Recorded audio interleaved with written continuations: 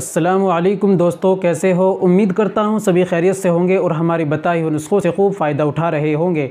दोस्तों, आज मैं आपके लिए लेकर आया हूँ गोली नवाब अली शाह। ये हमारे उन तमाम भाइयों के लिए हैं जो अपनी टाइमिंग को बढ़ाने के लिए अंग्रेज़ी दवाओं का सहारा लेते हैं और टाइमिंग को बढ़ाते हैं।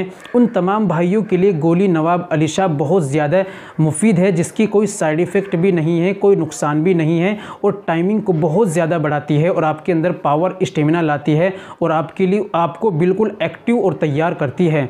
तो जो हमारे दोस्त अंग्रेज़ दवाओं का सहारा लेते हैं उनके लिए बहुत ही ज़्यादा खुशखबरी की बात है कि गोली नवाब अली शाह के क्या क्या फ़ायदे हैं, गोली नवाब अली शाह को कैसे इस्तेमाल करना है, किन लोगों को इस्तेमाल नहीं करना चाहिए, सारी बातें, सारी जानकारी आज की वीडियो में हम देने वाले हैं। इसलिए दोस्तों, वीडियो को एक बार ज़रूर सुनें, इंशाल्लाह आपको फ़ायदा होगा और एक महत्वपूर्ण जानकारी आपको मिल जाएगी। चलिए दोस्तों, शुरू करते हैं।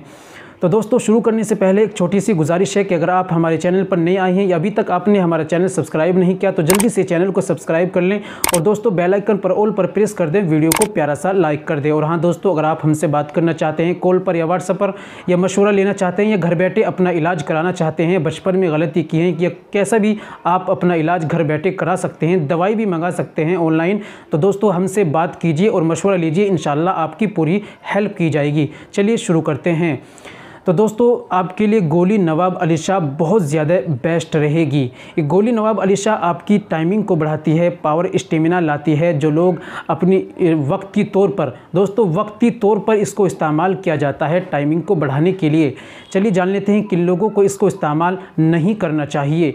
तो दोस्तों, जो लोग हार्ट के मरीज़ होते हैं वो इस गोली का बिल्कुल सेवन ना कीजिए, क्योंकि ये गोली बहुत हाई फाई है और जल्दी काम करती है।